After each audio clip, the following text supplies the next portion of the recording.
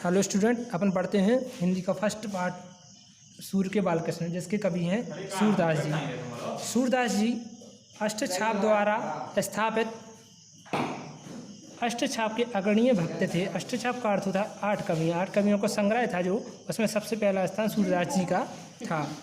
जनश्रुति के आधार पर इनका जन्म दिल्ली के पास से ही नामक ग्राम में माना जाता है।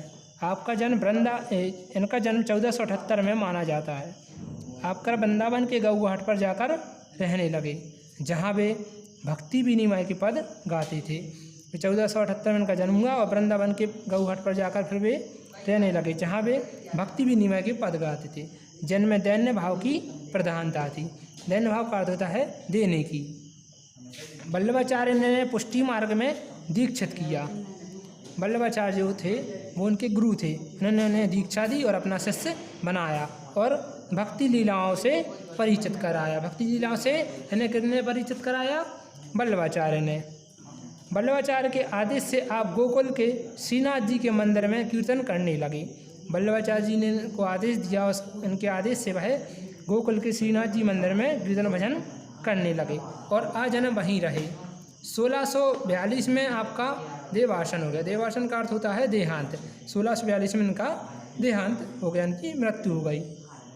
जनश्रुति के आधार पर सूरदास जी को जन्म अंध माना जाता है। कुछ लोगों का मानना है ये जन्म से अंधे थे और कुछ लोगों का मानना है ये बाद में अंधे हुए।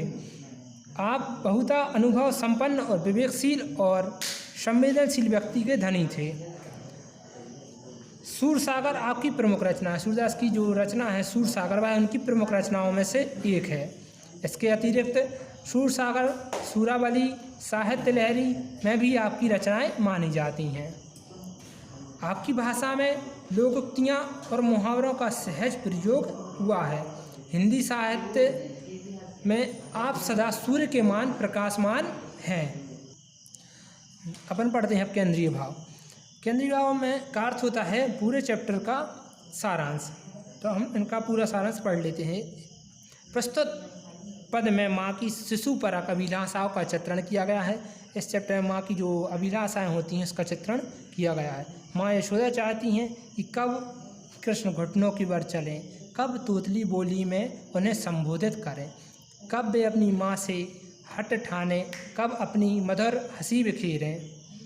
माँ की ये आकांक्षाएँ शिशु की भाव भंगिमाओं और चेष्टाओं द्वारा वात्सल्य भाव से प्रेरित हैं। कृष्ण थोड़े बड़े हो जाते हैं। वे गाय चराने के लिए वन में जाना चाहते हैं। वे अपनी इस इच्छा को माँ से व्यक्त करते हैं और माँ उन्हें ऐसा करने से रोकती हैं और उनकी सुकुमारता और प्रकृति की कठोरता की चर्चा की जाती है। अब हम थर्ड पद पढ़ते हैं। माँ यशोदा उद्धव के माध्यम से देवकी को संदेश भेजती हैं। यद्यपि कृष्ण का अब राजा है, किंतु माँ का हृदय तो अपने पुत्र के लिए शिशु रूप में सदैव अनुभव करता है। इसलिए वे कहती हैं कि कृष्ण को सुबह सुबह माखन रोटी खाने की आदत है। वे मुश्किल से नहाते हैं। माँ की वात्सल्य भाव रूपी उक्तियाँ उसमें प्रकट हैं। जसु मन अभिलाष करे, कब मोरो लाल घुटनों वर रहेंगे, कब धरती पर 2 पग धरे। इसका अर्थ है माता यशोदा अपने मन में अभिलाषा कर रही हैं और कह रही हैं कि कब मेरा लाल बड़ा होगा और कब वह घुटनों के वर रहेंगेगा और कब धरती पर 2 पग धरेगा। कब देव दांत के देखूं, कब तो तेरे मुख वचन झरे, कब वह दूध के 2 दांत दिखाएगा और तोतली भाषा में बोलेगा। कब नंद को बाबा कहो बोले, कब जाननी कहूँ मोरी हरे। कब वह नंद को बाबा कहेगा और मुझे माता कहकर संबोधित करेगा। कब मोरो आचर गहरी, मोहन जोई सोई कहे मोसो झगरे।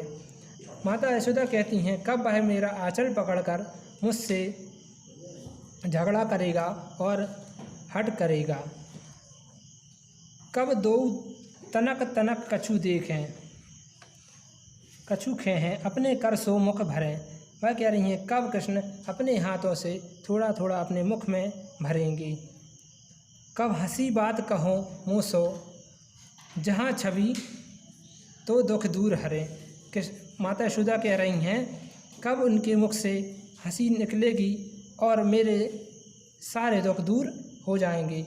माता यशोदा का कहना है कि कृष्ण के मुख से कब हंसी निकले और उनका हंसी युक्त चेहरा देखकर मेरे दुख दूर हो जाएं। श्याम अकेलो आंगन छोड़ अपी गई कछु काज करे। श्याम का अर्थ होता है कृष्ण भगवान को वह अकेले आंगन में छोड़कर अंदर अपना कुछ काम करने के लिए चली जाती हैं। इति अंध अधभाई उठी एक गर्जना गर्जी सहत घरे। इतने में एक अंधकार छा गया और गर्जना बादलों में गर्जना गजी। तो इससे सूरदास ब्रज लोग सुनत धुनी जो अहज तहद सब तहीं डरी। सूरदास जी कहते हैं कि यह गर्जना को सुनकर ब्रज के लोग जहाँ थे वहीं के वहीं ठहर गए। आजू मैं गई चरावन जे हूँ, वृंदावन के भांति भांति फल अपने कर खे हूँ।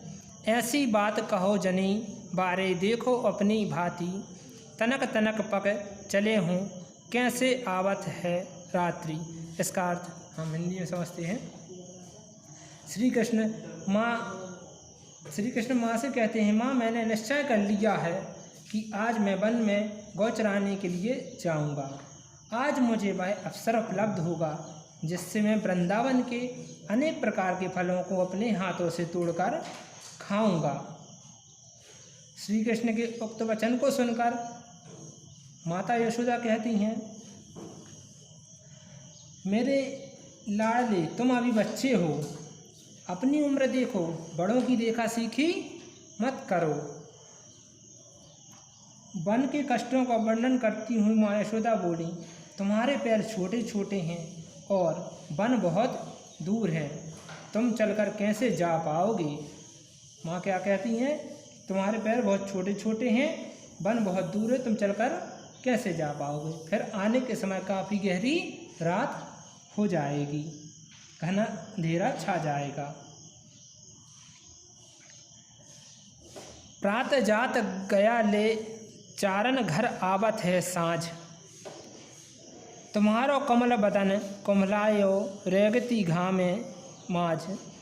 तेरी सो मोही घाम न लागत भूख नहीं कछु नेक, सूरदास प्रभु कहो ना मानत परियो अपनी टेक। ऐसा कभी कभार नहीं होता अपितु प्रतिदिन होता है। प्रतिदिन ही ग्वालवाल प्रातः गायों को लेकर जाते हैं और सायकाल बहुत देर से लौटते हैं।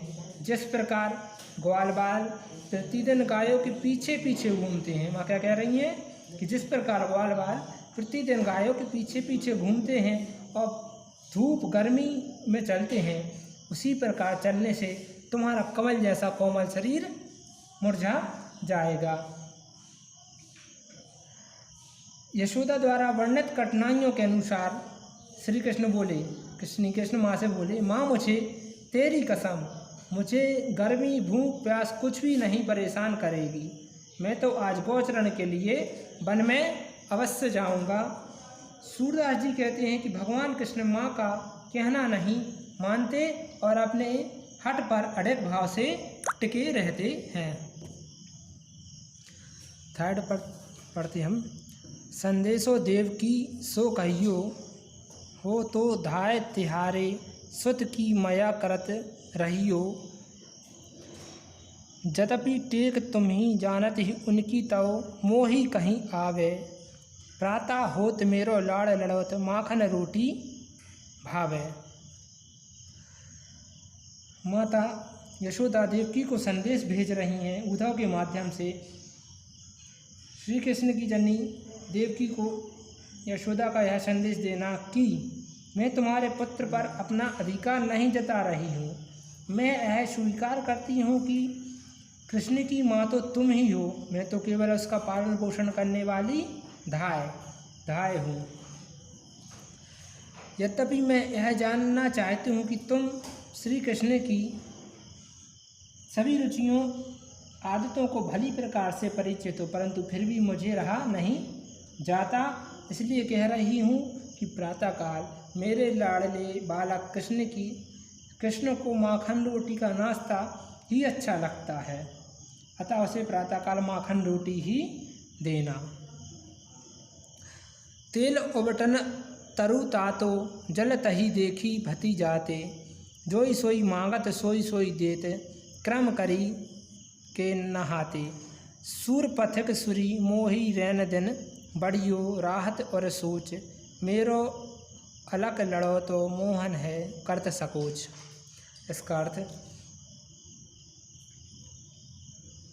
यहाँ मैं यह भी बताता हूँ कि तेल उबटन और गर्म पानी आदि स्नान करने की चीज़ों को देखकर वह दूर भाग जाता है। कृष्ण क्या करते हैं, तेल उबटन और गर्म पानी की चीज़ों को देखकर दूर भाग जाती हैं, नहाने नहीं आती, अर्थात वह मुश्किल से ही स्नान करता है।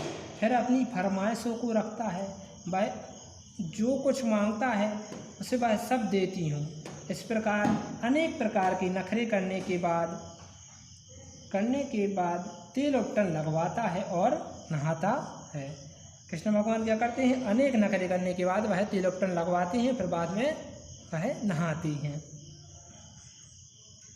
सूरदास जी कहते हैं कि यशोदा उद्धव को संबोधित करती हुए कहती हैं कि हे राहगीर, रात दिन मेरे हृदय में यही चिंता रहती है कि मेरा लाडला पुत्र कृष्ण अत्यंत सकोची स्वभाव का है, वह अपने मुख से कुछ नहीं कहेगा। इसी कारण मैं रात दिन चिंता में रहती हूँ। चिंता के कारण ना मुझे नींद आती है और ना ही मुझे दिन में चैन पड़ता है। धन्यवाद।